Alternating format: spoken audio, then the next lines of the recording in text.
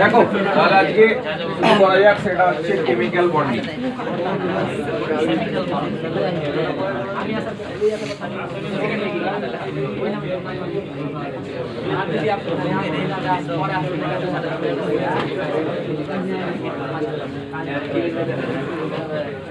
Bonding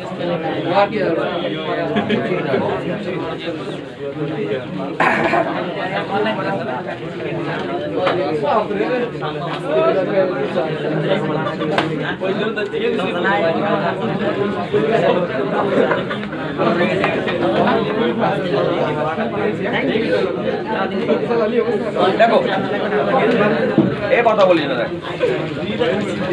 দেখ আজকে mainly শুরু করছি আমরা কেমিক্যাল বন্ডিং শুরু করছি, ঠিক আছে?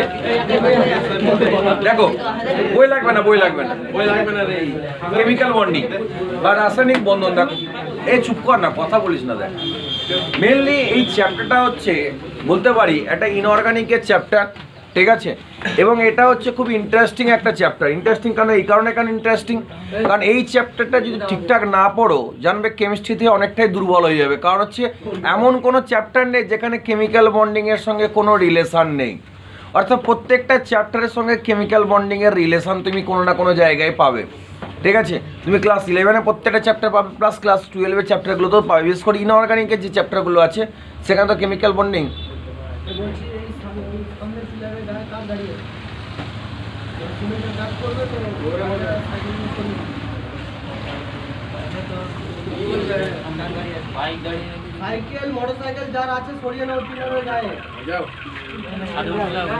তো দেখো তো কেমিক্যাল বন্ডিং হওয়ার মেন অ্যাকচুয়ালি তাহলে চ্যাপ্টারটা যদি শুরু করি যখন, তাহলে আমরা বলতে পারবো তাড়াতাড়ি যা যারা আছে।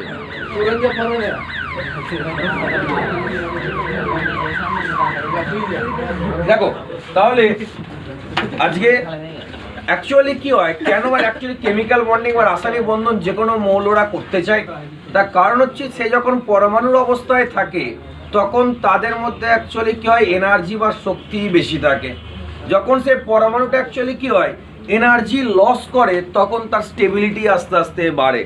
যে কোনো মৌলের ক্ষেত্রে যখন যে কোনো জিনিসের ক্ষেত্রে যখন তার এনার্জি বেশি থাকবে তখন তার স্টেবিলিটি অ্যাকচুয়ালি কী হবে, যখন তার এনার্জি বেশি থাকবে তার স্টেবিলিটি তখন কমে যাবে। কেন ধরো ছোট্ট এক্সাম্পল দিয়ে বলি, তোমাকে ধরো এখন 5 দিন খেতে দেওয়া হয়নি, ধরো তোমার এনার্জি কী হবে, কমে যাবে। যখনই এনার্জি কমে যাবে তুমি দেখো তখন শুয়ে আছো, দেখো তোমার নড়াচড়া করতে হচ্ছে, স্টেবিলিটি স্টেবল হয়ে গেছো। কী বললাম বোঝা গেছে? যে কোনো জিনিসের এনার্জি কমে যাওয়া মানে তার স্টেবিলিটি আস্তে আস্তে বেড়ে যাওয়া। কি বললাম বোঝা গেছে? তাহলে যে কোনো একটা এলিমেন্ট ধরো এক্স একটা এলিমেন্ট, এই এক্সটা অ্যাকচুয়ালি এলিমেন্টটা পরমাণুর অবস্থায় আছে, মানে অ্যাটমিক অবস্থায় আছে। যতক্ষণ অ্যাটমিক অবস্থায় থাকবে ততক্ষণ পর্যন্ত অ্যাকচুয়ালি কি আছে, এ অ্যাকচুয়ালি এর এনার্জি বা শক্তি বেশি থাকে। এনার্জি বা শক্তি যখনই বেশি থাকে তখন এ চাই এনার্জি অ্যাকচুয়ালি কি করতে, লস করে এ অ্যাকচুয়ালি স্টেবল হতে চায়। যখনই স্টেবল হবে তখন এনার্জি কি করবে, লস করবে বা এনার্জি কিছুটা পরিমাণ ছেড়ে দেবে। অর্থাৎ যত অ্যাকচুয়ালি তোমার মৌল আছে, মৌলগুলো যখন পারমাণবিক অবস্থায় থাকে বা অ্যাটমিক স্টেটে থাকে তখন অ্যাকচুয়ালি তাদের ক্ষেত্রে অ্যাকচুয়ালি কি হয় না, তারা অ্যাকচুয়ালি তাদের স্টেবিলিটি কম থাকে, তাদের এনার্জিও কি থাকে, এনার্জি অ্যাকচুয়ালি যখন স্টেবিলিটি কম তখন এনার্জি কি আছে, বেশি আছে।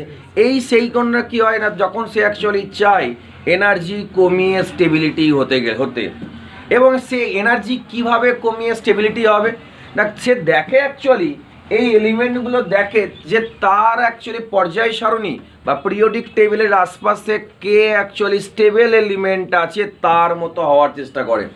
অর্থাৎ পৃথিবীতে সবাই কি চায়, অ্যাকচুয়ালি তার স্টেবিলিটি গেন করতে চায় বা বাড়াতে চায়। সমস্ত যত কিছু আছে সবাই চায়, তুমি আমি থেকে শুরু করে কোনো বস্তু থেকে শুরু করে সবাই চায় তার স্টেবিলিটি আস্তে আস্তে কী হোক, আস্তে স্টেবিলিটি বৃদ্ধি পাক। সেই জন্য এলিমেন্টগুলো কি করে, তার স্টেবিলিটি অ্যাকচুয়ালি বাড়াতে চায়। স্টেবিলিটি অ্যাকচুয়ালি কী করলে বাড়বে, স্টেবিলিটি হচ্ছে সে দেখে তার আশপাশে কে অ্যাকচুয়ালি স্টেবল আছে তার মতো হওয়ার চেষ্টা করে। কি বললাম বোঝা গেছে? অর্থাৎ স্টেবিলিটি হওয়া মানে সে কারোর সঙ্গে রিয়াকশানে অংশগ্রহণ করবে না, সে অ্যাকচুয়ালি স্থির অবস্থায় একটা জায়গায় থাকবে। এটা কি বলা হয় মেনলি অ্যাকচুয়ালি কি হয় না, স্টেবল হওয়া। স্টেবল মানে সে কারোর সঙ্গে রিয়াকশান বা বিক্রিয়ায় অংশগ্রহণ করবে না। যদি সে কারোর সঙ্গে বিক্রিয়ায় যদি অংশগ্রহণ না করে তখন তাকে বলা হয় অ্যাকচুয়ালি কি বলা হয়, সেই মৌলটা অ্যাকচুয়ালি স্টেবল অবস্থায় আছে বলা যায়। কি বললাম, বোঝা গেছে? এবার এই মৌলটা অ্যাকচুয়ালি কি করলে স্টেবল হবে? স্টেবল করার জন্য সবচেয়ে যেটা দরকার, এর নিয়ারেস্ট বা কাছাকাছি যে অ্যাকচুয়ালি স্টেবল মৌল আছে তার মতো হওয়ার চেষ্টা করে। দেখা গেছে পর্যায় সারণী যারা গ্রুপ নাম্বার 18-এ যারা আছে, হিলিয়াম, নিয়ন, আর্গন, ক্রিপ্টন, জেনন, এরা সবাই অ্যাকচুয়ালি হচ্ছে বলতে পারি আমরা যে এরা সবাই হচ্ছে নিষ্ক্রিয়। কেন নিষ্ক্রিয় হয় তার কারণ হচ্ছে তোমরা ইলেকট্রন বিন্যাস নিশ্চয়ই শিখেছো, তাই তো? যদি এর ইলেকট্রন বিন্যাস করি তাহলে কি পাবো, 1s2, তাই তো? এর ক্ষেত্রে যদি আমরা ইলেকট্রন বিন্যাস করি, এর অ্যাকচুয়ালি পারমাণবিক সংখ্যা কত, 10, এর কত 2, তাহলে কি পাবো 1s2, 2s2, 2p6। এইটাকে বলা হয় একদম শেষ কক্ষের ইলেকট্রন বিন্যাস, তাই তো? অর্থাৎ 2s2 আর 2p6 এটাকে কি বলা হয়, শেষ কক্ষের ইলেকট্রন বিন্যাস। যদি আর্গনের হচ্ছে 18টা যদি আমি করি তাহলে একদম শেষ কক্ষের ইলেকট্রন বিন্যাস, তাহলে কি পাবো 1s2, 2s2, এরকম যদি পাই একদম শেষ কক্ষের ইলেকট্রন বিন্যাসটা আমি লিখছি, সেটা হচ্ছে পাবো 3s2, 3p6, এটা একদম শেষ কক্ষেরটা বলছি, ঠিক আছে? এরপরে যদি আমি ক্রিপ্টনেরটা করি তাহলে পাবো 4s2, 4p6, আর জেননে পাবো 5s2, 5p6। দেখো সবারই দেখো যদি আমরা দেখি এদের যদি এই ইলেকট্রন বিন্যাসটা একমাত্র হিলিয়াম বাদ দিয়ে বাকি সবার ক্ষেত্রে দেখো অ্যাকচুয়ালি কি আছে না, বাকি সবার ক্ষেত্রে দেখো শেষ কক্ষের ইলেকট্রন বিন্যাসটা 2, মানে বলতে পারি তো ns2 np6, যেখানে n এর ভ্যালুটা এখানে 2, এখানে 3, এখানে 4, এখানে 5, বলতে পারি না? তাহলে বলতে পারি গ্রুপ নাম্বার 18 এর মৌলগুলোর যদি সাধারণ ইলেকট্রন বিন্যাস বলে তাহলে ns2 np6, যেখানে n এর ভ্যালুটা দেখো শুধুমাত্র কি হয়েছে, চেঞ্জ হয়েছে, বাকি কিছু চেঞ্জ হয়নি। কিন্তু হিলিয়ামের ক্ষেত্রে একমাত্র কি একটু আলাদা, হিলিয়ামের ক্ষেত্রে অ্যাকচুয়ালি কি আছে 1s2, এটা বাদ দিয়ে বাকি সব কটার ক্ষেত্রে দেখো আমরা বলতে পারি ns2 np6। কি বললাম, বোঝা গেছে? এটাকে যদি আমরা এরকম ভাবে যদি এঁকে দেখাই, যদি দেখো এক্ষেত্রে দেখো তোমরা অলরেডি পর্যায় পড়েছো, হুন্সের ল পড়েছো। হুন্সের লতে কি পড়েছো, যদি অ্যাকচুয়ালি কি হয়, যদি হাফ ফিল থাকে বা যদি ফুল ফিল থাকে কোনো ইলেকট্রন বিন্যাস, সেটা সবসময় কি হয়, স্টেবল বা সুস্থির হয়, তাই তো? এখানে দেখো অ্যাকচুয়ালি পি অরবিটাল কি অবস্থায় আছে, ফুলফিল অবস্থায় আছে, মানে পি অরবিটাল এখানে আমরা কি বলতে পারি, পি অরবিটাল বলতে পারি একটা সুস্থির একটা কি বলতে পারি ইলেকট্রন বিন্যাস, এক নাম্বার। যখনই এটা সুস্থির, তারপরে দেখো এখানে কোনো নিঃসঙ্গ ইলেকট্রন আছে, নিঃসঙ্গ ইলেকট্রন নেই। যদি নিঃসঙ্গ ইলেকট্রন নিচ্ছে একমাত্র কি করে, বন্ধনে অংশগ্রহণ করে। কোনোদিনই জানবে, মনে রাখবে যে নিঃসঙ্গ ইলেকট্রন ছাড়া অন্য কেউ অ্যাকচুয়ালি বিক্রিয়ায় অংশগ্রহণ করতে পারে না, কারণ পেয়ার ইলেকট্রন সে কোনোদিনই অ্যাকচুয়ালি বিক্রিয়ায় অংশগ্রহণ করে না। তাহলে বলতে পারি ns2 np6 এ অ্যাকচুয়ালি কি হয় না, বিক্রিয়ায় অ্যাকচুয়ালি অংশগ্রহণ করে, এ অ্যাকচুয়ালি স্টেবল। কেন স্টেবল? প্রথম কথা দেখো হুন্সের ল অনুযায়ী দেখো এটা কি আছে, এই হুন্সের ল অনুযায়ী এটা স্টেবল বা সুস্থির ইলেকট্রন বিন্যাস।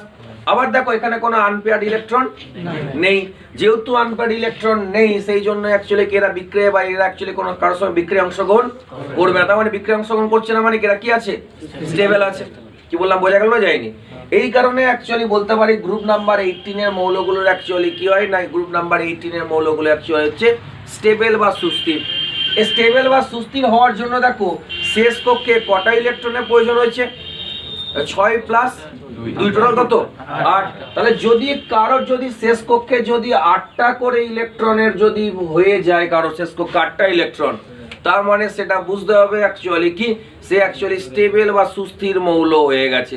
কারণ 8টা হয়ে গেছে মানে তার ইলেকট্রন বিন্যাস কিরকম হবে, এরকম হবে। তাই ইলেকট্রন বিন্যাস যদি কি হয় না, 8টার মতো যদি হয়ে যায় শেষ কক্ষে, তাহলে সেটা সুস্থির হয়, এবং এটা কি বলা হয়, অষ্টক সূত্র বলে। অর্থাৎ পৃথিবীতে যত এলিমেন্ট আছে প্রত্যেকটা এলিমেন্ট চাই অ্যাকচুয়ালি তার নিয়ারেস্ট যে নোবেল গ্যাসটা আছে বা নিষ্ক্রিয় গ্যাসটা আছে, অর্থাৎ এর কাছাকাছি সে হিলিয়াম হতে পারে, সে নিয়ন হতে পারে, আর্গন, ক্রিপ্টন, জেনন, ওর যে কাছে আছে তার মতো হওয়ার সে চেষ্টা করে। তার মতো হওয়ার চেষ্টা কেমন ভাবে করবে, তার ইলেকট্রন বিন্যাস আর ওই মৌলটার ইলেকট্রন বিন্যাস একই রকম হওয়ার চেষ্টা করে। যখনই একই রকম হওয়ার চেষ্টা করবে তখন ইলেকট্রন বিন্যাসটা যখনই কি হয়ে যাবে তার নিয়ারেস্ট বা কাছাকাছি মৌলের সঙ্গে কি হয়ে যাবে, মিল পাবে যখন, তখনই সেটা অ্যাকচুয়ালি কি হবে, নিষ্ক্রিয় মৌল হবে। কি বললাম, বোঝা গেল না যায়নি বলো? বোঝা গেছে? তাহলে অর্থাৎ ধরো কি আছে, এই জেনন এক্স মৌলটা ধরো কি আছে না নিয়নের কাছাকাছি আছে। সাপোজ বললাম যে এক্সটা অ্যাকচুয়ালি কি আছে, এক্স এর পারমাণবিক সংখ্যা আমি কথাই বললাম 12 আছে, দেখা গেল। তাহলে 12 মানে এর কাছাকাছি কার কি আছে, 10 মানে নিয়নের কাছাকাছি আছে। তাহলে ও চাইবে এই নিয়নের মতো ইলেকট্রন বিন্যাস করতে। কি বললাম, বোঝা গেছে? তাহলে নিয়নের মতো যদি ইলেকট্রন বিন্যাস করে, তাহলে নিয়নের শেষ কক্ষে কটা ইলেকট্রন আছে, 8টা, মানে 2s2 2p6। এইরকম অ্যাকচুয়ালি করতে ও অ্যাকচুয়ালি চায়। এইরকম করতে গেলেই সে অ্যাকচুয়ালি যেটা যখনই হবে তারা বলতে পারি শেষ কক্ষে কটা ইলেকট্রন হয়ে যাচ্ছে, 8টা। এই যে শেষ কক্ষে 8টা ইলেকট্রন হচ্ছে, এটাকে অ্যাকচুয়ালি বলা হয় অষ্টক সূত্র। কি বললাম, বোঝা গেছে? কিন্তু যেমন ধরো হচ্ছে হাইড্রোজেন, যেমন ধরো হচ্ছে লিথিয়াম, এরা কার মতো হওয়ার চেষ্টা করবে, এরা অ্যাকচুয়ালি হিলিয়াম। কারণ হিলিয়ামের দেখো শেষ কক্ষে কটা ইলেকট্রন আছে, 2টো। এবং দেখো যদি এটা দেখি, এটাও দেখো অ্যাকচুয়ালি দেখো এখানেও দেখো কি আছে, দেখো ফুলফিল অবস্থায় আছে। দেখো এস অরবিটাল কি অবস্থায় আছে, ফুলফিল। এবং দেখো এসে কোনো আনপেয়ার্ড ইলেকট্রন আছে, তাহলে এটাও অ্যাকচুয়ালি কি হবে, স্টেবল হবে। স্টেবল হবে না, হবে না? স্টেবল। যেহেতু এ স্টেবল বা সুস্থির, তাই বলতে পারি অ্যাকচুয়ালি হাইড্রোজেন লিথিয়াম এরা চায় অ্যাকচুয়ালি কার মতো হতে, হিলিয়াম। কারণ তার কাছাকাছি কে আছে, হিলিয়াম আছে। তাহলে এটা চায় সবসময় হাইড্রোজেন লিথিয়াম এরা চায় হিলিয়ামের মতো হতে। এবার হিলিয়ামের মতো হতে গেলে শেষ কক্ষে কটা ইলেকট্রন দরকার, 2টো। এইটা যেহেতু শেষ কক্ষে 2টো ইলেকট্রন হলেও অ্যাকচুয়ালি সেটা স্টেবল হচ্ছে, যারা হাইড্রোজেনের আশপাশে যারা আছে, সেই জন্য একে বলা হয় দ্বৈত সূত্র বলা হয়। কি বললাম, বোঝা গেছে? তাহলে 2টো সূত্র পেলাম, একটা হচ্ছে অষ্টক সূত্র, আর একটা কি পেলাম, দ্বৈত সূত্র। অষ্টক সূত্র মানে কি, একমাত্র হাইড্রোজেন লিথিয়াম আর যারা হাইড্রোজেনের কাছাকাছি আছে তারা বাদ দিয়ে সবাই অ্যাকচুয়ালি চায় শেষ কক্ষে কটা ইলেকট্রন করতে, 8টা ইলেকট্রন করতে চায়। এই যে শেষ কক্ষে 8টা ইলেকট্রন করতে চেয়েছে, যদি 8টা ইলেকট্রন হয়ে যায় তার মতো কে সে কি হয়ে যাবে, নিষ্ক্রিয় হবে। কেন হবে, তা কোনো দেখো এখানে আনপেয়ার্ড ইলেকট্রন নেই, প্লাস এটা হুন্সের নিয়ম অনুযায়ী এটা কি আছে, ফুলফিল অবস্থায় আছে। ফলে কোনো মতে এখান থেকে ইলেকট্রনে কোনো চেঞ্জ আমি করতে পারবো না। সেই কারণে অ্যাকচুয়ালি কি হয়ে যায়, এ নিষ্ক্রিয় অবস্থায় থাকে। আর নিষ্ক্রিয় অবস্থায় থাকার ফলে কি হয়ে যায়, এ যেহেতু কারোর সঙ্গে বিক্রিয়া করছে না, মানে অ্যাকচুয়ালি কি স্টেবল, তাই তো? আর স্টেবল মানে এর এনার্জি কি আছে, এনার্জি কম। তাহলে যদি বলা যায় যে পর্যায় সারণীর সবচেয়ে কোন মৌলগুলোর এনার্জি সবচেয়ে কম, তাহলে বলা যেতে পারে সেটা হচ্ছে নিষ্ক্রিয় মৌলগুলোর এনার্জি সবচেয়ে কম থাকে। কারণ সেই কারণে ও অ্যাকচুয়ালি কি থাকে, সেই কারণে ও অ্যাকচুয়ালি স্টেবল হয়। কি বললাম, বোঝা গেছে? তাহলে এটাই অ্যাকচুয়ালি হচ্ছে তোমার রাসায়নিক বন্ধন, যে অ্যাকচুয়ালি চ্যাপ্টারের মোটামুটি ওভারভিউ বলতে পারো, যে কেন একটা মৌল অ্যাকচুয়ালি বলতে পারি যে কেন একটা মৌল সে বিক্রিয়া করতে চায় বা কেন সে স্টেবিলিটি পেতে চায়। যখন তার এনার্জি বেশি হয়ে যাবে তখনই অ্যাকচুয়ালি সে কি চাইবে, যখন তার এনার্জি বেশি হয়ে যাবে সে চাইবে এনার্জি কমাতে এবং স্টেবল হতে চাইবে। স্টেবল অ্যাকচুয়ালি কি করে হবে না, স্টেবল সে চাইবে তার নিয়ারেস্ট যে স্টেবল এলিমেন্ট আছে, নিয়ারেস্ট স্টেবল এলিমেন্ট বলতে কারে বোঝায়, নিষ্ক্রিয় মৌলগুলোকে অ্যাকচুয়ালি কি বলে, স্টেবল। তাদের মতো হওয়ার সে অ্যাকচুয়ালি কি করে, চেষ্টা করে। কি বললাম, বোঝা গেছে? এইটাই হচ্ছে অ্যাকচুয়ালি ব্যাপার। এবার দেখো তাদের মতো হতে গেলে কি হয় না কোনোভাবে অন্য অ্যাকচুয়ালি নিজে তো অ্যাকচুয়ালি স্টেবল হতে পারবে না। এই যে এনার্জি যেটা লস করছে, এনার্জিটা কাউকে না কাউকে কি করতে হবে, দিতে হবে। তাই এই যে অ্যাকচুয়ালি যখন এনার্জি ট্রান্সফার হয় যখন একটা জায়গা থেকে আর একটা জায়গায়, তখন অ্যাকচুয়ালি কি হয় না, একে অপরের সঙ্গে একটা রাসায়নিক বন্ধন দ্বারা যুক্ত হয়। অর্থাৎ এ কি করে এনার্জি একজনকে দেয়, যখন এ লস করছে যে নিচ্ছের কাছ থেকে, এদের মধ্যে একটা কি হয়, রাসায়নিক বন্ধন দ্বারা একটা আবদ্ধ থাকে। এইটাই অ্যাকচুয়ালি আমাদের টোটাল চ্যাপ্টারে পড়তে হবে, যে এই যে ইলেকট্রনটা অ্যাকচুয়ালি কি হয়, ইলেকট্রন বিন্যাসটা কিভাবে অ্যাকচুয়ালি অষ্টক করে, এটাই হচ্ছে টোটাল চ্যাপ্টারের মধ্যে আমাদের অ্যাকচুয়ালি পড়াশোনা। অর্থাৎ একটা মৌল যখন স্টেবল হচ্ছে তার নিষ্ক্রিয় মৌলের মতো হওয়ার চেষ্টা করছে। এই নিষ্ক্রিয় মৌলের মতো হওয়ার চেষ্টা করা মানে কি, তার শেষ কক্ষের ইলেকট্রন বিন্যাসের মতো হওয়ার চেষ্টা করা। এটা কিভাবে করছে সেটার উপরে ভিত্তি করে কি হয়, রাসায়নিক বন্ডকে কি করায়, অনেকগুলো ভাগে ভাগ করা হয়। কি বললাম, বোঝা গেছে? তাহলে প্রথমে আসি আমরা যে লেখো রাসায়নিক বন্ধনের প্রকারভেদ। রাসায়নিক বন্ধনের প্রকারভেদ।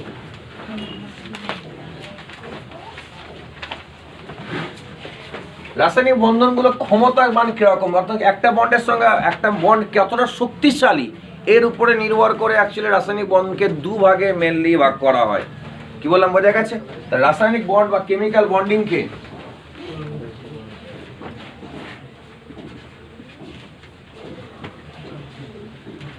বন্ডিংকে মেনলি দুভাগে ভাগ করা হয়।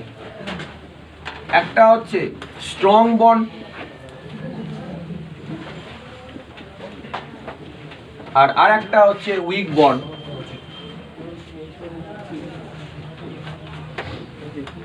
একটা হচ্ছে স্ট্রং বন্ড আর একটা হচ্ছে কি উইক বন্ড। এবার দেখো দেখো এখানে এই স্ট্রং বন্ডের দেখো অনেকগুলো অ্যাকচুয়ালি ভাগ আছে। কি কি ভাগ আছে? এক নম্বর হচ্ছে আয়নিক বন্ড। দু নম্বর যদি যায়, দু নম্বর আমরা কি বলবো, কোভ্যালেন্ট।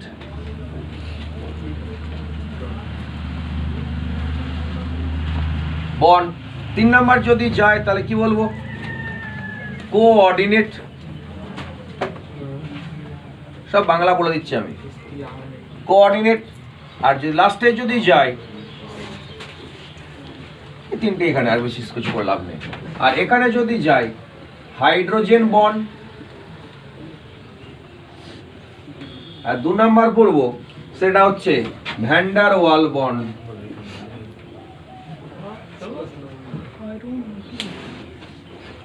টোটালি আমরা হচ্ছে এদিকে তিনটে আর এদিকে দুটো, টোটাল 5টা বন্ডিং নিয়ে আমাদের মেনলি পড়াশোনা এখানে হবে।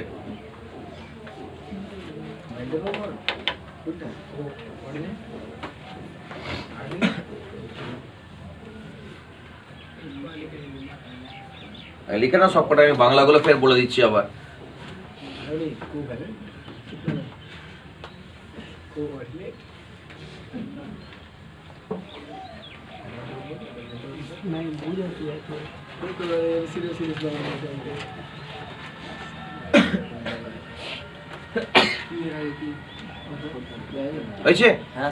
দেখো আয়নিক বন্ডের বাংলা হচ্ছে আয়নীয় বন্ধন, কোভ্যালেন্টের বাংলা হচ্ছে সমযোজী বন্ধন, ঠিক আছে। আর কোঅর্ডিনেটের বন্ধন অ্যাকচুয়ালি হচ্ছে তোমার যদি বলা হয় অসমযোজী বন্ধন, ঠিক আছে। এটা হচ্ছে তোমার কি আয়নিক, এটা সমযোজী, এটা হচ্ছে অসমযোজী বন্ধন। আর এখানে হাইড্রোজেন বন্ধন মানে হাইড্রোজেন বন্ধন, আর ভ্যান ডার ওয়ালস মানে একজন সায়েন্টিস্টের নাম অনুসারে ভ্যান ডার ওয়াল বন্ধন। তো কারণ নাম অনুযায়ী কারো বা নামের বাংলা করা যায় না, ঠিক আছে। তো এই হচ্ছে টোটালি হচ্ছে অ্যাকচুয়ালি কি না, আমাদের এই কটা রাসায়নিক বন্ধন মেনলি পড়বো। তার মধ্যে সবচেয়ে ইম্পর্টেন্ট টপিক যেটা, সেটা হচ্ছে এই পার্টটা, এটা হচ্ছে সবচেয়ে ইম্পর্টেন্ট। অর্থাৎ এই কোভ্যালেন্ট বন্ড যেটা, অর্থাৎ চ্যাপ্টারের প্রায় 50 থেকে 60% অ্যাকচুয়ালি আমরা পড়বো এই কোভ্যালেন্ট বন্ড নিয়েই পড়বো। মনে রাখবে 90% কোশ্চেন থাকে হচ্ছে কোভ্যালেন্ট থেকে, আর 10% থাকে বাকি সবগুলো থেকে। কি বললাম, বোঝা গেছে? এবার চ্যাপ্টারে যখন আমরা পড়বো, যখন তার 60%ই চ্যাপ্টারের মধ্যে কোভ্যালেন্ট বন্ডই আমাদের আছে, আয়নিক বন্ড আর হচ্ছে। আর তারপর যদি দ্বিতীয় যদি কোনোটা যদি সবচেয়ে ইম্পর্টেন্ট হয়, সেটা হচ্ছে হাইড্রোজেন বন্ড। এই দুটো হচ্ছে ইম্পর্টেন্ট টপিক, এবং এই দুটো থেকে বিভিন্ন ধরনের কোশ্চেন আসে এখান থেকে, ঠিক আছে। তাহলে আমরা প্রথমে আসছি অ্যাকচুয়ালি আয়নিক বন্ড বলে হেডিং করো। দেখো আয়নিক বন্ড অ্যাকচুয়ালি কিভাবে হয়, নাম শুনে বুঝতে পারছো এখানে অ্যাকচুয়ালি কি আছে, আয়ন আছে। এখানে দেখো নাম শুনে কি বুঝতে পারছো, আয়ন আছে। তাহলে দুটো আয়নের মধ্যে যে বন্ধন, সেই বন্ধনটাকে অ্যাকচুয়ালি কি বন্ধন বলা হয়, আয়নিক বন্ধন বলা হয়। প্রথমে আসছি আয়নিক বন্ধন অ্যাকচুয়ালি যখনই হবে, কোন কোন মৌলগুলোর ক্ষেত্রে আয়নিক বন্ধন হয় সেটা আমরা জানবো। অর্থাৎ কোনো একটা মৌল যদি দিয়ে দেয়, কোনো একটা মৌল আর দুটো মৌল দিয়ে দিয়েছে, ধরো দিয়ে বলেছে এই দুটো মৌলের মধ্যে যদি যুক্ত হওয়া যায়, তাহলে যুক্ত হলে এদের অ্যাকচুয়ালি কি ধরনের বন্ধন হবে, এটা জানতে গেলে কয়েকটা আমাদের কন্ডিশন অ্যাকচুয়ালি দেখতে হবে। যে কন্ডিশনগুলো অ্যাকচুয়ালি যদি ওই মৌলগুলো মেনটেন করে, তাহলে তারা অ্যাকচুয়ালি কি হবে, আয়নিক বন্ধন হবে। কি বললাম, বোঝা গেছে? তাহলে আয়নিক বন্ধনের ক্ষেত্রে অ্যাকচুয়ালি কি হয় না, প্রথমে তারা দুজনে আয়ন তৈরি করে। যে মুহূর্তে আয়ন তৈরি করে, সেই মুহূর্তে দুটো আয়ন যদি দুটো বিপরীত আধান যদি হয়, তাহলে একে অপরের সঙ্গে আকর্ষণ হবে। এই আকর্ষণ হওয়ার ফলে যে বন্ডটা হয় তাকে অ্যাকচুয়ালি কি বলে, আয়নিক বন্ড বলে। যেমন একটা ছোট্ট এক্সাম্পল দিয়ে বলি, যেমন ধরো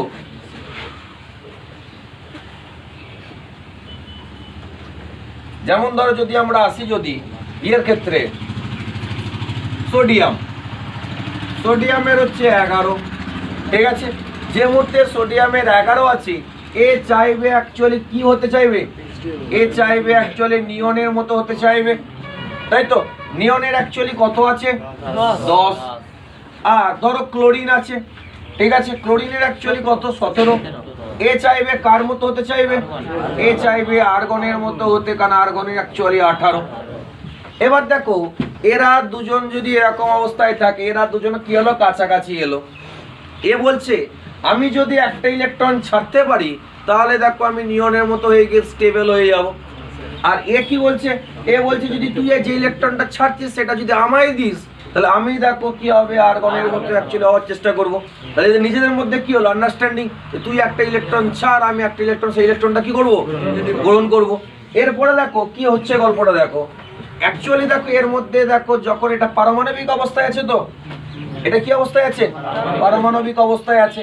যে মুহূর্তে পারমাণবিক অবস্থায় থাকবে সেই মুহূর্তে দেখো এই প্রোটন সংখ্যা অ্যাকচুয়ালি কত, 11, আর ইলেকট্রন সংখ্যাও কত আছে, 11। কারণ পরমাণুর মধ্যে প্রোটন সংখ্যা আর ইলেকট্রন সংখ্যা সবসময় কি থাকে, সমান। কিন্তু দেখো যখন এখান থেকে অ্যাকচুয়ালি এনে তৈরি হলে একটা ইলেকট্রন বাইরে বেরিয়ে গেল, তখন দেখো অ্যাকচুয়ালি বলতে পারি এর ক্ষেত্রে প্রোটন সংখ্যা আছে 11টা, ইলেকট্রন সংখ্যা আছে কটা, 10টা। যখনই ইলেকট্রন সংখ্যা 10টা হয়ে গেল তখনই দেখো অ্যাকচুয়ালি কি হলো, এর দেখো অ্যাকচুয়ালি তোমার বলতে পারি একটা প্রোটন সংখ্যা দেখো বেড়ে গেছে। আর একটা প্রোটনের দেখো আধানকে সবসময় কি বলা হয়, প্লাস ধরা হয়, তাই তো। তাহলে এর ক্ষেত্রে অ্যাকচুয়ালি কি ফরমেশন হবে, Na+। কি বললাম, বোঝা গেছে? তাহলে আমরা বলতে পারি এই পরমাণু এবং আয়নের মধ্যে কোনটা বেশি স্টেবল, বলো। পরমাণু এবং আয়নের মধ্যে কোনটা বেশি স্টেবল, আয়ন। কারণ দেখো আয়ন দেখো শেষ কক্ষে দেখো আয়নে দেখো 10টা ইলেকট্রন হয়ে গেছে, মানে এ দেখো অ্যাকচুয়ালি কি হয়েছে, নিয়নের মতো হয়ে গেছে। আর নিয়নের মতো হয়ে যাওয়া মানে সেটা অ্যাকচুয়ালি কি হবে, স্টেবল হবে। কি বললাম, বোঝা গেছে না যায়নি, বলো, বোঝা গেছে? তাহলে আমরা বলতে পারি অ্যাকচুয়ালি সোডিয়াম যেটা আছে, এই সোডিয়ামের থেকে Na+ সব সময় বেশি স্টেবল। আর যখনই স্টেবল হবে দেখো এ অ্যাকচুয়ালি এনার্জি কি করবে, এনার্জি ছেড়ে দেবে। কি বললাম, বোঝা গেল যায়নি? কারণ এর থেকে যদি স্টেবল হয় তাহলে বলতে পারি এর থেকে এনার্জি কি আছে, কম। যখন এর থেকে এনার্জি কম হবে তখন তাকে অ্যাকচুয়ালি বলা হয়, কি বলা হয়, তাকে যখন এনার্জি কমে গেছে তখন সেটাকে যে এনার্জিটা লস করেছে সেই এনার্জিটা বলতে পারি এর এনার্জি। আর এর এনার্জির মধ্যে পার্থক্য বলতে পারি না, পারি না। এর এনার্জিটা কত ধরে নিয়েছি, ধরে নিয়েছি এর এনার্জি ধরো ই আছে, এর এনার্জি ধরে নিলাম আমরা E1 আছে। তাহলে কতটা পরিমাণ এনার্জি ছেড়েছে ও,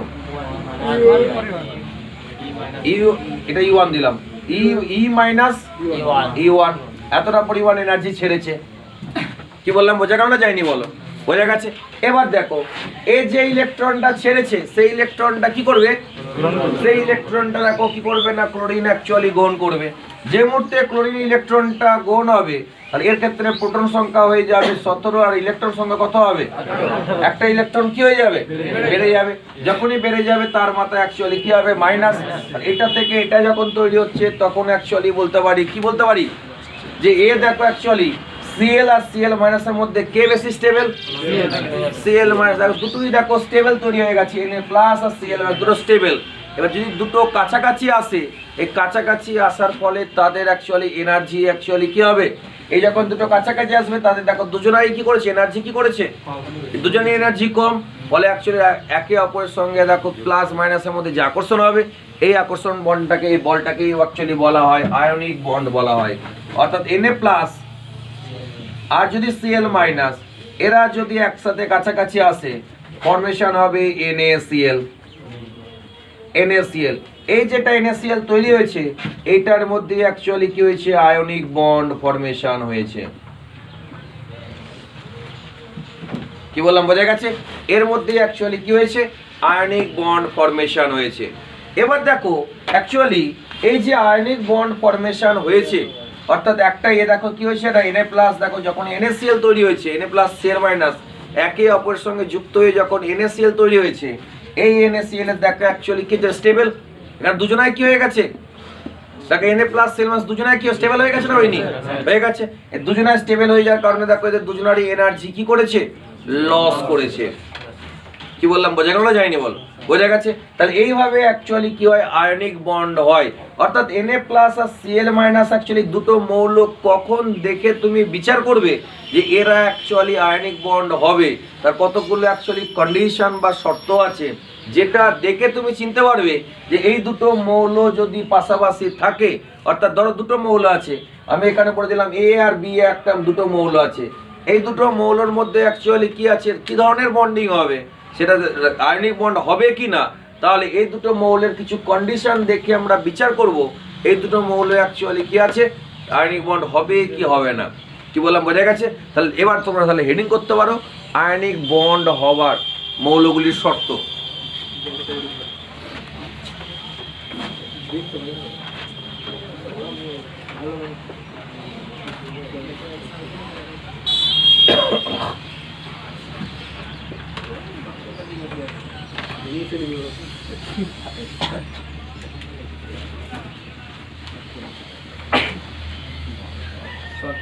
হচ্ছে দেখো,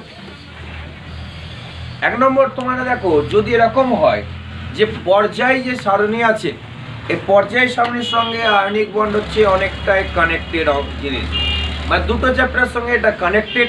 একটা হচ্ছে পর্যায় সারণী আর একটা হচ্ছে তোমার বলতে পারো পরমাণুর গঠন। বিশেষ করে পরমাণু গঠনে যে ইলেকট্রন বিন্যাস যে পার্টটা আছে, এই পার্টটার সঙ্গে এটা কি আছে, খুবই রিলেটেড আছে। কি বললাম, বোঝা গেছে? তাহলে দেখো, আমরা যদি বলি এই দুটো মৌলের মধ্যে একজনের যদি অবস্থান পর্যায় সারণীতে একদম যদি লেফট সাইডে হয়, লেফট সাইডে মানে কোন দিকে, বাম দিকে। বাম দিকে মানে কোন কোন শ্রেণীতে, বাম দিকে বলতে বোঝায় 1, 2 এই শ্রেণীগুলোকে বোঝায়। আর আরেকজনের অবস্থান যদি একদম ডান দিকে হয়, ডান দিকে মানে কি 16, 17, 18, তো যারা নোবেল গাছ তারা তো বিক্রিয়াই করে না, তারা তো রাসায়নিক বন্ধনই করে না, তাদের কথা বাদই দিলাম। তাহলে অ্যাকচুয়ালি কি হবে, এই দুটো মৌলের মধ্যে একজনের অ্যাকচুয়ালি অবস্থান কোথায়, 1, 2 এ, অন্যজনের অবস্থান যদি কোথায় হয় 16, 17 দিকে যদি হয়, তখন তাদের মধ্যে যে বন্ধনটা হবে সেই বন্ধনটা অ্যাকচুয়ালি কি ধরনের বন্ধন হবে, আয়নিক। যেমন ধরো যদি বলা হয় ম্যাগনেসিয়াম অক্সাইড, ম্যাগনেসিয়াম অক্সাইডের মধ্যে অ্যাকচুয়ালি কি ধরনের বন্ড আছে, চোখ বন্ধ করে বলা যেতে পারে ম্যাগনেসিয়ামের অবস্থান হচ্ছে গ্রুপ নাম্বার কত, কত নম্বর শ্রেণীতে আছে, 2। আর অক্সিজেন, অক্সিজেন হচ্ছে 16। তাহলে 2 আর 16 এর মধ্যে কি ধরনের বন্ধন হবে, আয়নিক বন্ড হবে। চোখ বন্ধ করে, এখানে কোনো অ্যাকচুয়ালি কোনো ব্যতিক্রম নেই। শুধুমাত্র যখন হাইড্রোজেনের কেস আসবে তখন সেটা আমি উল্টো বলছি, যখন উল্টো আসবো যখন, তাহলে আমরা বলতে পারি এক্ষেত্রে অ্যাকচুয়ালি দেখো ম্যাগনেসিয়াম আর অক্সিজেন, দেখো এই দুজনে দেখো অ্যাকচুয়ালি যদি বলা হয়, তাহলে দেখো এদের পরমাণু পর্যায় সারণীতে অবস্থান দেখে অ্যাকচুয়ালি আমরা কি করতে পারছি, আইডেন্টিফিকেশন করতে পারছি যে এরা কি ধরনের বন্ধন হবে। কি বললাম, বোঝা গেছে? তাহলে 1 নম্বর পয়েন্ট আমরা কি লিখবো, 1 নম্বর পয়েন্ট লেখো যে একটি মৌলের অবস্থান পর্যায় সারণীর বাম দিকে,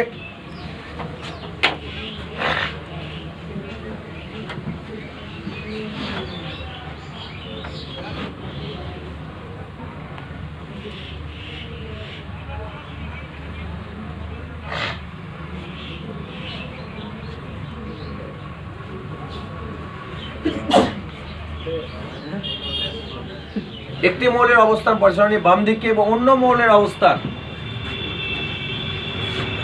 পর্যায় সারণীর ডান দিকে হলে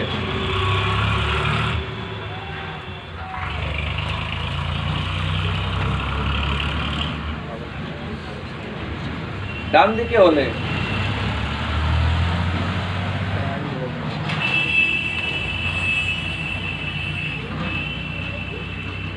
দিকে হলে হয়েছে তাদের মধ্যে আয়নীয় বন্ধন হয়। কখন আয়নীয় বন্ধন হবে, বোঝা গেছে? এবার দেখো, তোমরা পর্যায় যেহেতু পড়োনি, আমাকে কিছু কিছু জিনিস আমাকে বলতে হচ্ছে আর কি। যেমন ধরো, আমাদের একটা শক্তি আছে, তার নাম হচ্ছে আয়নাইজেশন শক্তি বলা হয়। পড়েছো কি আয়নাইজেশন শক্তি? পড়েছো, ক্লাস 10-এ পড়েছো, ওইটুকুনি জ্ঞান থাকলেই হবে। আয়নাইজেশন শক্তি কাকে বলে একটুখানি কেউ যদি মানে বলো, একটুখানি যদি ভুল বলো, নিজের ভাষায় বলো, বইয়ের ভাষায় বলতে হবে এমন কোনো মানে নেই কো। বলো বলো বলো বল, একটা হ্যাঁ, বা একটা ইলেকট্রনকে বাইরে কক্ষপথ থেকে, একদম বাইরে কক্ষপথ থেকে, একটা ইলেকট্রনকে একদম বাইরে কক্ষপথ থেকে বাইরে বার করতে যে পরিমাণ শক্তি লাগে, এই শক্তিটা কি বলা হয় অ্যাকচুয়ালি? কি আয়নেশন শক্তি। দেখো আয়নেশন শক্তি অ্যাকচুয়ালি কি হয়, একটা পর্যায়ের যদি বাম দিক থেকে ডান দিকে যায় তাহলে অ্যাকচুয়ালি কি হয়, আয়নেশন শক্তি, আয়নেশন শক্তি অ্যাকচুয়ালি বৃদ্ধি পেতে থাকে। অর্থাৎ একটা পর্যায় বাম দিক থেকে ডান দিকে গেলে ব্যাসার্ধ আস্তে আস্তে কি হতে থাকে, ব্যাসার্ধ আস্তে আস্তে কমতে থাকে। অর্থাৎ যদি একটা পর্যায়ে যদি যায়, ধরো পর্যায় নাম্বার 2 যদি বলি, পর্যায় নাম্বার 2-তে যদি থাকে তাহলে কে কে আছে, লিথিয়াম, তারপরে beryllium, boron, carbon, nitrogen, oxygen, fluorine, neon. অর্থাৎ যত এদিক থেকে এদিকে যাব তত ব্যাসার্ধ আস্তে আস্তে কি হতে থাকবে, ব্যাসার্ধ আস্তে আস্তে হ্রাস পেতে থাকে। যখনই ব্যাসার্ধ আস্তে আস্তে হ্রাস পেতে থাকে তাদের মধ্যে অ্যাকচুয়ালি আকর্ষণ বলটা কি হবে, বেশি হবে না কম হবে? ব্যাসার্ধ যত ছোট হবে আকর্ষণ বল তত কম হবে, আর যত আকর্ষণ বল কম হবে তত দেখো এই নিউক্লিয়াস আর এর মধ্যে যদি আকর্ষণ বল যত কম হবে তত দেখো ইলেকট্রনটাকে বাইরে বার করতে শক্তি কি লাগবে, শক্তি বেশি লাগবে। দেখো তোকে কি করছি, তোকে আমি ধরে টেনে ধরে রেখে দিয়েছি, এবার এ কি করছে, তোকে টেনে বাইরে বার করবে, তাহলে বাইরে বার করতে গেলে একটা শক্তি কি করতে হবে, বেশি প্রয়োগ করতে হবে। অর্থাৎ এর আর এর মধ্যে দেখো আকর্ষণ অনেক বেশি আছে, যখন এই আকর্ষণ বেশি থাকবে এই ইলেকট্রনটাকে টেনে বাইরে বার করতে শক্তি কি লাগবে, বেশি শক্তি লাগবে। তাহলে আমরা বলতে পারি পজিশন এদিক থেকে এদিকে যেতে গেলে অ্যাকচুয়ালি কি হয়,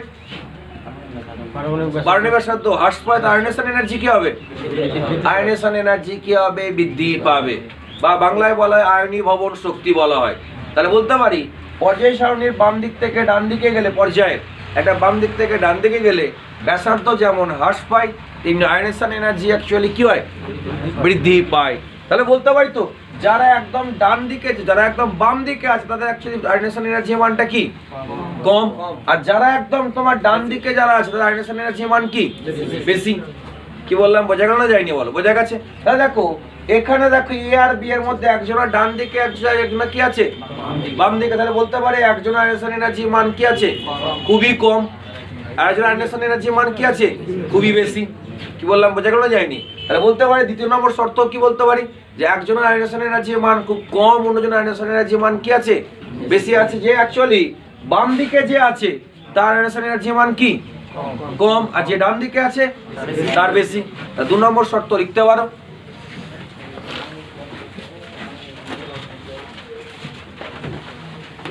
দেখো দুটি মৌলের মধ্যে একটি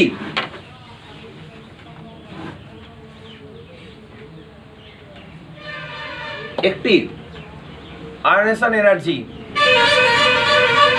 একটির আয়নেশন এনার্জি কম এবং অন্যটির বেশি হলে,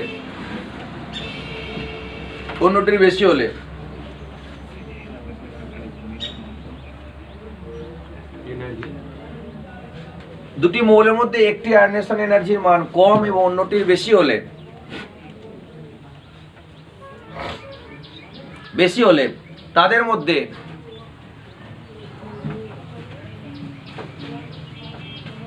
মধ্যে যে বন্ধন হয় সেটি আয়নীয়।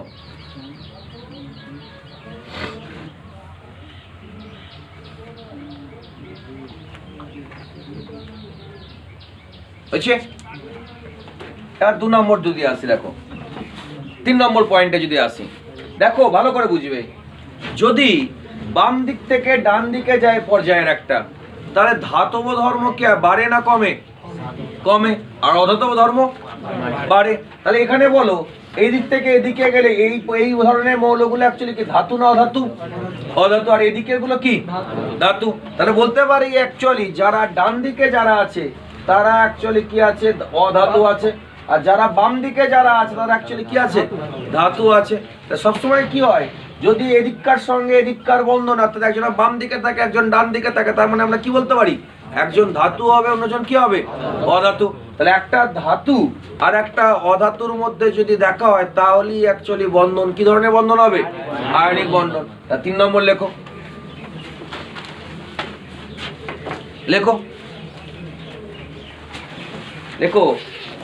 দুটি মৌলের মধ্যে একটি ধাতু,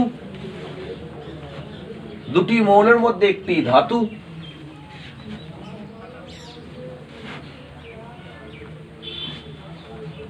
দুটি মৌলের মধ্যে একটি ধাতু এবং অন্যটি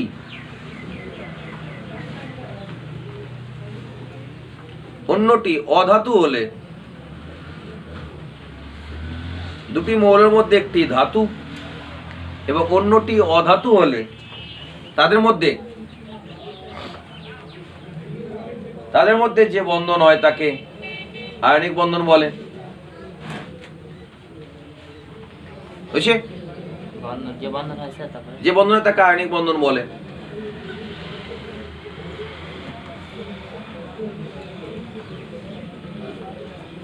এবার দেখো আরেকটু দেখো, আমরা বলতে পারি বাম পর্যায় সারণীর বাম দিক থেকে ডান দিকে যেতে গেলে অ্যাকচুয়ালি কি হবে, তৈনাত্মকতা কি বাড়ে না কমে? তৈনাত্মকতা বলতে অ্যাকচুয়ালি কাকে তৈনাত্মক বলে একটুখানি বলতে পারবে? তৈনাত্মক জিনিসটা কি?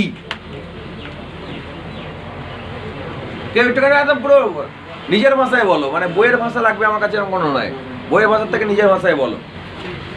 কাকে অ্যাকচুয়ালি ইয়ে বলে, তৈনাত্মকতা বলে? একটা ইলেকট্রন। দেখো এটা ছোট্ট এক্সাম্পল বলি, ধরো হোস্টেলে ধরো কি হয়েছে, কোনো একদিন ধরো বিরিয়ানি খেতে দিয়েছে ধরো হোস্টেলে, ঠিক আছে? এবার কি হয়েছে, দেখা গেল দুটো ছেলে পাশাপাশি বসে আছে, একটা ছেলে তুলনামূলক কম খায়, ঠিক আছে, আর একটা ছেলে বেশি খায়, এরকম। এবার কি হয়েছে, যে যে বেশি খায় আর যে কম খায় দুজনাকে একই খাবার দিয়েছে। এবার যে বেশি খায় সে কি করলো, নিজেরটা তো খেলুই, খাওয়ার পর কি করবে, যে কম খায় তার কাছ থেকে কিছুটা পরিমাণ ছিনিয়ে নেবে। এই ঘটনাটাই হচ্ছে অ্যাকচুয়ালি ইলেকট্রন। ধরো কি আছে না, এর কাছে ধরো এক্স আর ওয়াই দুটো মৌল আছে, এই বলো যাও, এক্স এবং ওয়াই এই দুটো যে মৌল আছে, দেখো এই কথা বলে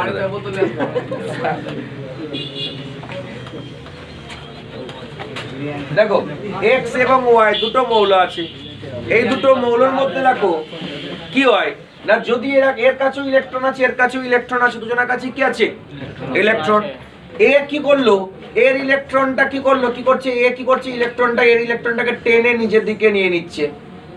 এই যে ইলেকট্রনটা টেনে নিজের দিকে নিচ্ছে, এই নেওয়াটাকে অ্যাকচুয়ালি বলা হয় তড়িৎ ঋণাত্মকতা। অর্থাৎ ইলেকট্রন ওর ছিল, ওর কাছ থেকে কিছুটা পরিমাণ টেনে আমি কি করছি, ছিনিয়ে নিজের কাছে নিয়ে নিয়েছি। এইটা কি বলা হয়, যে যত তৈনাত্মক বেশি হবে তত ইলেকট্রনটা তাকে কি করবে, বেশি নিজের কাছে টানার চেষ্টা করবে। এই যে ইলেকট্রন টানার চেষ্টা করা, এটাকে বলা হয় তড়িৎ ঋণাত্মকতা।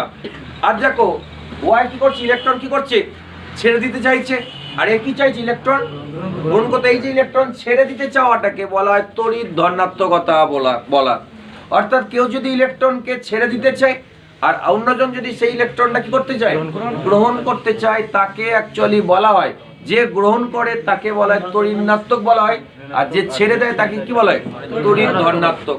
দেখো এখানেও ক্ষেত্র দেখো, ভালো করে দেখো, এখানে ক্ষেত্র দেখো, একটা যে মৌল দেখো ইলেকট্রন ছাড়তে চাইছে, যে ছাড়তে চায় তাকে কি বলে, তড়িৎ ধনাত্মক, আর যে গ্রহণ করতে চায় তাকে কি বলতে পারি, তড়িৎ ঋণাত্মক। তাহলে বলতে পারি একজনের তড়িৎ ধনাত্মক আছে আর একজনের কি আছে, তড়িৎ ঋণাত্মক।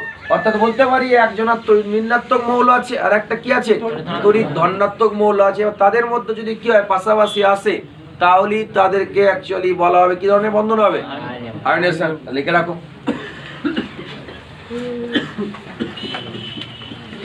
তাহলে লেখো, দুটি মৌলের মধ্যে একটি তড়িৎ ধনাত্মক,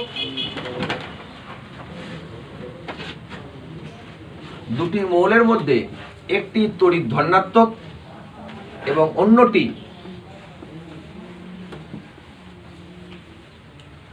তড়িৎ ঋণাত্মক হলে তাদের মধ্যে যে বন্ধন তৈরি হয়, তাদের মধ্যে যে বন্ধন তৈরি হয়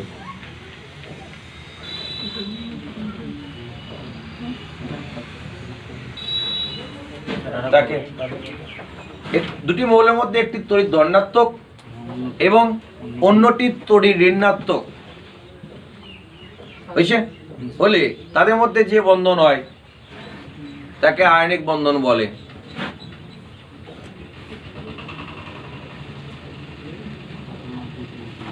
হয়েছে, যেমন ধরো যদি আমরা বলি CaCl2 কি ধরনের বন্ড হয় বলো? CaCl2 হচ্ছে আয়নিক বন্ড হবে, তাই তো? কারণ C অ্যাকচুয়ালি কোথায় আছে? কত নম্বর পর্যায়ে আছে? কত নম্বর শ্রেণীতে আছে? 2 নম্বর। ক্যালসিয়াম হচ্ছে 2 নম্বরে আছে, ক্লোরিন 17। তাহলে এদের মধ্যে যে বন্ড হবে তাকে অ্যাকচুয়ালি কি বলা হয়? আয়নিক বন্ড বলে। কি বললাম, বোঝা গেছে না যায়নি বলো? বোঝা গেছে। এবার দেখো, এবার আসি, হেডিং করো, লেখো জালকাকার শক্তি বা ল্যাটিস এনার্জি। জালকাকার শক্তি বা জালক শক্তি, লেখো জালক শক্তি বা ইংলিশে বলা হয় ল্যাটিস এনার্জি।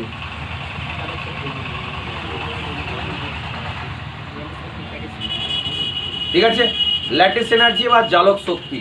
দেখো খুব ইম্পর্টেন্ট একটা জিনিস, দেখো দেখো কি রকম জিনিস অ্যাকচুয়ালি, দেখো দেখো কি আছে, খুব ভালো করে বুঝবে। ধরো দুটো অ্যাকচুয়ালি মৌল আছে, ধরো দেখো কি আছে, এক্স একটা মৌল আর একটা ওয়াই একটা মৌল। ধরলাম এক্স এর অবস্থান হচ্ছে 1 বা 2 নম্বর শ্রেণীতে আছে, ওয়াই এর অবস্থান নাই 16 আছে, নাই কোথায় আছে? 17। এদের মধ্যে কি ধরনের বন্ধন হবে? আয়নীয় বন্ধন হবে। কি বললাম, বোঝা গেছে? এবার হ্যাঁ, এবার দেখো এ কি হলো, এখান থেকে দেখো এ 1 আর 2 আছে, মানে এরা কি চাইবে? ইলেকট্রন কি করতে চাইবে? ছাড়তে চাইবে না গ্রহণ করতে চাইবে? ছাড়তে চাইবে। এই ইলেকট্রন ছেড়ে ধরো কি হলো, এক্স প্লাস হয়েছে ধরো, আর সেই ইলেকট্রনটাই গ্রহণ করে কি হয়েছে? Y minus. ভালো করে বুঝবে, এর দুজনেই দেখো অ্যাকচুয়ালি কি হয়েছে, দেখো এর থেকে দেখো এর এনার্জি আর এর এনার্জি, দেখো দুটোর এনার্জি কি আছে? কম। তাহলে যখন দেখো এক্স আর ওয়াই ছিল, এদের দুজনের এনার্জি কি ছিল? এদের দুজনের এনার্জি বেশি ছিল। যখন এক্স প্লাস আর ওয়াই মাইনাস, তখন দুজনের এনার্জি কি হয়ে গেছে? কমে গেছে। কমে যাওয়ার জন্য কিছু পরিমাণ এনার্জি কি করেছে ওরা কিছু পরিমাণ এনার্জি লস করেছে। যে পরিমাণ এনার্জি লস করে, যেটা অ্যাকচুয়ালি ছেড়ে দিতে যে পরিমাণ এনার্জি, এই এনার্জিটা কি বলা হয়? জালক শক্তি বা বলা হয় ল্যাটিস এনার্জি। অর্থাৎ এ আর এর যা এনার্জি ছিল, এখন এদের দুজনের মধ্যে দেখো এনার্জি কি হয়ে গেছে? আগের থেকে কমে গেছে। যখনই আগের থেকে কমে গেছে, তখনই দেখো অ্যাকচুয়ালি কি হবে? এনার্জিটা অ্যাকচুয়ালি কি হবে? এর থেকে এর এনার্জি বেশি আর এনার্জি কম। তাহলে এখান থেকে এখানে এনার্জি কি হয়েছে? কিছু পরিমাণ হ্রাস পেয়েছে, বা যেটা হ্রাস পেয়েছে সেটা কি করেছে? ছেড়ে দিয়েছে, লস করেছে। যে পরিমাণ এনার্জি ছেড়ে দিয়েছে, এই এনার্জিটা কি বলা হয়? জালকাকার শক্তি। কি বললাম, বোঝানো না যায়নি? অর্থাৎ সে দেখো এই দুটো অ্যাকচুয়ালি কি অবস্থায় আছে? পারমাণবিক অবস্থায় আছে, আর এই দুটো আয়নিক অবস্থায় আছে। তার পারমাণবিক থেকে যখন আয়নীয় হচ্ছে, তার অ্যাকচুয়ালি এনার্জি কি হচ্ছে? এনার্জি কমে যাচ্ছে বা হ্রাস পাচ্ছে। এই যে এনার্জি কমছে, এটা কি যতটা পরিমাণ কমছে, এটা কি বলা হয়? জালকাকার শক্তি। কি বললাম, বোঝানো না যায়নি? বোঝা গেছে? এবার দেখো দেখো এর শক্তি আর এর শক্তির যেটা পার্থক্য, সেটাই তো এনার্জি লস করেছে। কি বললাম, বোঝা গেল যায়নি? তাহলে দেখো এদের শক্তির পার্থক্য যত বেশি হবে, তত দেখো এনার্জির অ্যাকচুয়ালি লসটা কি হবে? বেশি হবে। কি বললাম, বোঝা গেল যায়নি? বলো, বোঝা গেছে? তাহলে বলতে পারি যে এরা দেখো যত বলতে পারি এনার্জি লসটা যত বেশি লস করবে, তত দেখো এদের দুজনের দেখো স্টেবিলিটি তত কি হবে? বেশি হবে। কি বললাম, বোঝা গেল না যায়নি? বোঝা গেছে? তাহলে অ্যাকচুয়ালি আমরা ল্যাটিস এনার্জি বা জালক শক্তি কাকে বলে? যখন পারমাণবিক অবস্থা থেকে যখন আয়নীয় অবস্থা হচ্ছে, তখন দেখো তারা এনার্জি কি করছে? হ্রাস পাচ্ছে। যে পরিমাণ এনার্জিটা হ্রাস পায়, তাকে অ্যাকচুয়ালি বলা হয় ল্যাটিস এনার্জি বলে। কি বললাম, বোঝা গেছে? এই ল্যাটিস এনার্জিটা মেনলি নির্ভর করে, সেটা হচ্ছে এই দুটো কণার মধ্যে যে আকর্ষণ বল আছে, ওই এক্স প্লাস আর হচ্ছে ওয়াই মাইনাস, এই দুটো কণার মধ্যে যে আকর্ষণ বল, এই আকর্ষণ বলের উপরই মেনলি ল্যাটিস এনার্জিটা নির্ভর করে। অর্থাৎ এক্স প্লাস আর ওয়াই মাইনাস একে অপরকে কি করবে? আকর্ষণ করবে না? করবে না? এই আকর্ষণ বলটা যত দৃঢ় হবে, তত অ্যাকচুয়ালি কি হবে? এদের স্টেবিলিটি তত কি হবে? বৃদ্ধি হবে। কারণ এরা একে অপরকে ছেড়ে থাকতে চাইছে না, বলে স্টেবিলিটি কি হবে? তত বেশি হবে, আর যত স্টেবিলিটি বেশি হবে তত তাকে এনার্জি কি হবে, আর যত এনার্জি কম হবে তত এনার্জি বেশি ছাড়বে। তাহলে বলতে পারি এই দুটো কণার মধ্যে অর্থাৎ এক্স প্লাস এবং ওয়াই মাইনাসের মধ্যে যত বেশি আকর্ষণ বল হবে তত ল্যাটিস এনার্জির মানটা কি হবে, বৃদ্ধি হবে। তাহলে বলতে পারি কণাগুলোর আকর্ষণ বলের উপরে ল্যাটিস এনার্জি এটা সমানুপাতিক ধর্ম, তাই তো। আর এদের আকর্ষণ বল যত হচ্ছে তত কণাগুলোর আকর্ষণ বল যত বেশি হচ্ছে তত দেখো অ্যাকচুয়ালি কি হয়েছে, তাহলে ল্যাটিস এনার্জি কি হয়েছে, বৃদ্ধি পেয়েছে। কি বললাম, বোঝা গেল না যায়নি বলো? লিখে নাও ল্যাটিস শক্তি বা জালক শক্তি, বলো। হ্যাঁ লেখো জালক শক্তি, লেখো ক্যাটায়ন এবং অ্যানায়নের, ক্যাটায়ন এবং অ্যানায়নের, ক্যাটায়ন এবং অ্যানায়নের আকর্ষণ বল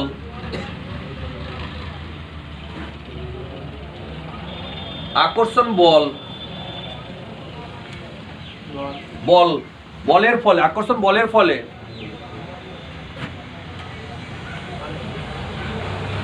আয়নগুলি সুস্থিরতা বৃদ্ধি পায়,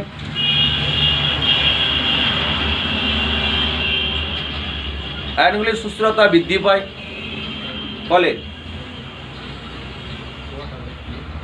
আয়নের সুস্থিরতা বৃদ্ধি পায়, ফলে শক্তি কিছু পরিমাণ ত্যাগ করে, তাকে কিছু পরিমাণ শক্তি ত্যাগ করে হয়েছে, তাকে জালক শক্তি বলে।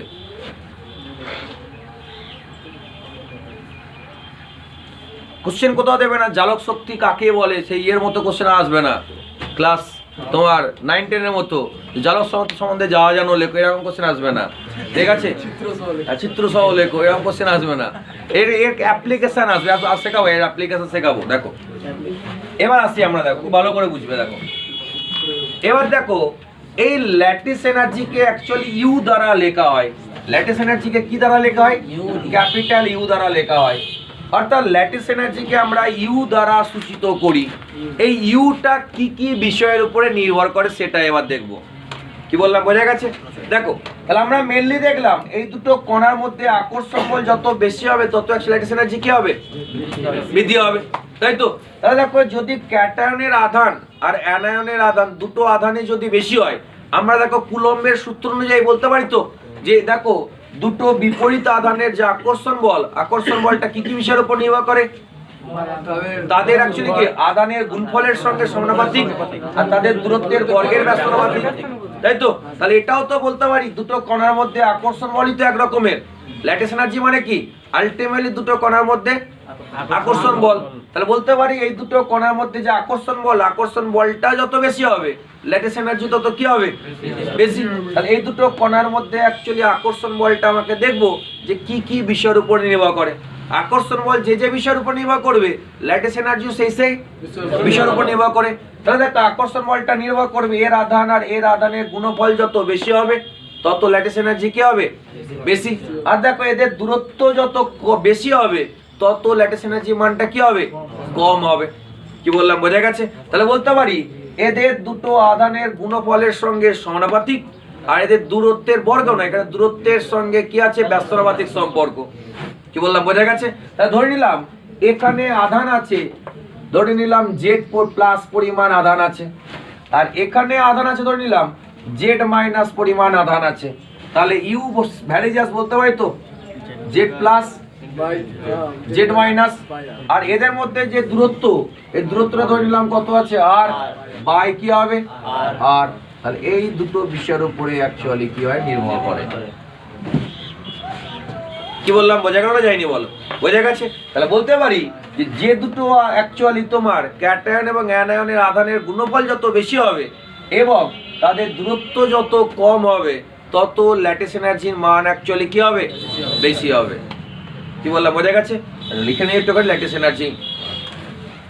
এটা সমানুপাতিক চিহ্নকে একটা ধ্রুবক করতে গেলে একটা এ দিয়ে গুণ করা, এটাকে মেডেলাম কনস্ট্যান্ট বলে, সব জেনে লাভ নেই।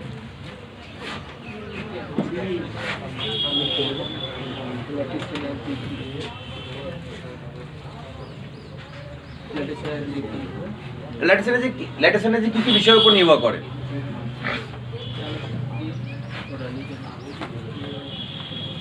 কি কি বিষয়ের উপর নির্ভর করলে না মেনলি বলো? আধানের গুণফলের সমানুপাতিক আর তাদের বর্গ না দূরত্বের সমানুপাতিক।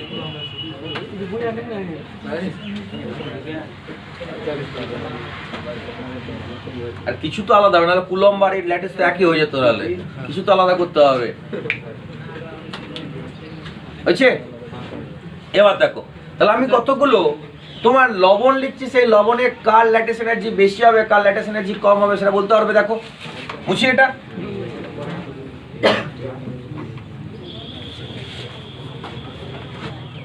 দেখো দিয়েছি, ধরো NaCl, KCl,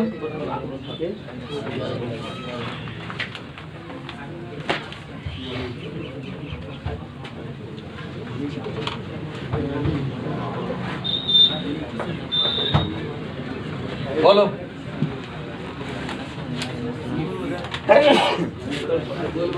বলো কি বলবো স্যার? যে কাদের ল্যাটিস এনার্জি বেশি কার কম, কেন বলো বলো? আমাকে এখানে পার্থক্য খুঁজতে হয়, বলতে গেলে অ্যান্সার বলতে গেলে অ্যাকচুয়ালি পার্থক্য খুঁজবো। এখানে দেখো অ্যাকচুয়ালি অ্যানায়ন পার্টটা দেখো সবার কি করে দিয়েছি, আমি ফিক্সড করে দিয়েছি।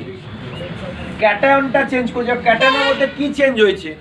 একটা হচ্ছে ক্যাটায়নের মধ্যে আধান চেঞ্জ হতে পারে, আর কি ক্যাটায়নের মধ্যে কি চেঞ্জ হতে পারে? ব্যাসার্ধ। দুটোতে অ্যান্সার বলতে পারি তো? দেখো প্রত্যেকটারই দেখো ক্যাটায়নের দেখো অ্যাকচুয়ালি আধান কত আছে? প্লাস।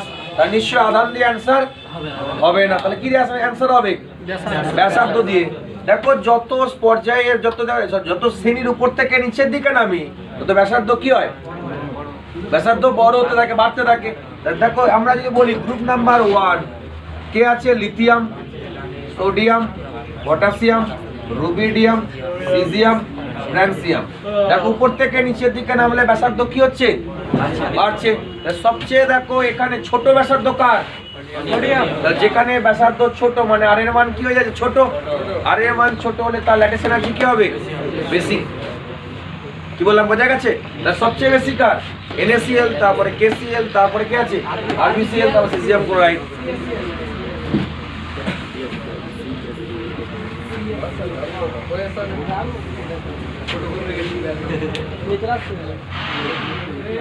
পর্যায় সারণী যত মনে রাখতে পারবে জানবে কেমিস্ট্রিতে, বিশেষ করে ইনঅর্গানিক পার্টে। ফিজিক্যালে তো এসব কোনো গল্পই নেই, ফিজিক্যালে তো সবই নিউমেরিক্যাল কনসেপ্ট, থাকলে অ্যান্সার করো, ঠিক আছে? ইনঅর্গানিক পার্টে যত তুমি অ্যাকচুয়ালি পর্যায় সারণী যত হেল্প নিতে পারবে তত তুমি অ্যাকচুয়ালি কী হবে? স্ট্রং হবে, ঠিক আছে? তো সেই কারণে যদি বলা যেতে পারে পর্যায় সারণীটা বলতে পারো যে যত পারবে মুখস্থ করার চেষ্টা করো পর্যায় সারণী। বিশেষ করে 118টা যে মৌল আছে 118টায় মুখস্থ করলে বেটার। কি বললাম, বোঝা গেছে? মুখস্থ করলে বেটার, কারণ অনেকটা সুবিধা হবে করতে গিয়ে। তা ল্যাটিস এনার্জি বোঝা গেল না যায়নি বলো? বোঝা গেছে তো ল্যাটিস এনার্জি? বোঝা গেছে? তাহলে পরের দিন আবার হবে টাকা যে পর্যন্ত। বেশি টানতে হবে স্যার,